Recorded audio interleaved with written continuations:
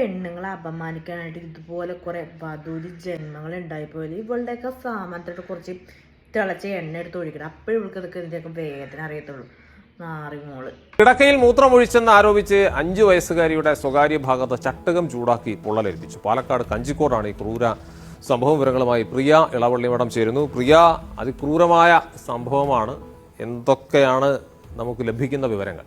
അബ്ജോദ്, സങ്കടകരമായ ഒരു വാർത്തയാണ് രാവിലെ തന്നെ നൽകേണ്ടി വരുന്നത്. വെറും 5 വയസ്സാണ് ഈ കുട്ടിക്കുള്ളത്. ഈ കുട്ടിയെ നിരന്തരം രണ്ടാനമ്മ ഇത്തരത്തിൽ പീഡിപ്പിക്കാറുണ്ട്, ദ്രോഹിക്കാറുണ്ട്. കഴിഞ്ഞ ദിവസം കുട്ടി അങ്കണവാടിയിൽ എത്തുന്നു. അവിടെ എത്തിയിട്ടും കുട്ടിക്ക് ശരിക്ക് ഇരിക്കാൻ പറ്റുന്നില്ല, വലിയ ബുദ്ധിമുട്ട്. അപ്പോഴാണ് അങ്കണവാടി ടീച്ചർ എന്താണ് കാര്യമെന്ന് ചോദിച്ചത്. പിന്നീട് നടത്തിയ പരിശോധനയിലാണ് കുട്ടിയുടെ സ്വകാര്യ ഭാഗത്ത് പൊള്ളലേറ്റ നിലയിൽ കണ്ടത്. കൂടുതൽ കുട്ടിയോട് സംസാരിച്ചപ്പോഴാണ് കുട്ടി രണ്ടാനമ്മയുടെ ക്രൂരതയെ പറ്റി തുറന്നു പറയുന്നത്.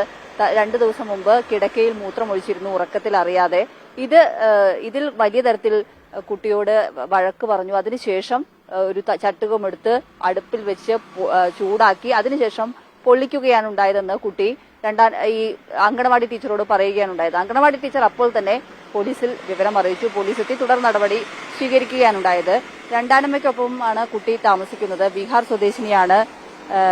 കുഞ്ഞുങ്ങളൊന്നും ഇല്ലാത്ത എത്ര അമ്മമാരുണ്ട് ഈ നാട്ടില്. എടി, നിനക്കൊക്കെ വേണ്ടെങ്കിൽ നീ മാന്യമായിട്ട് ആ വീട്ടിൽ നിന്ന് ഇറങ്ങി പോണോടി.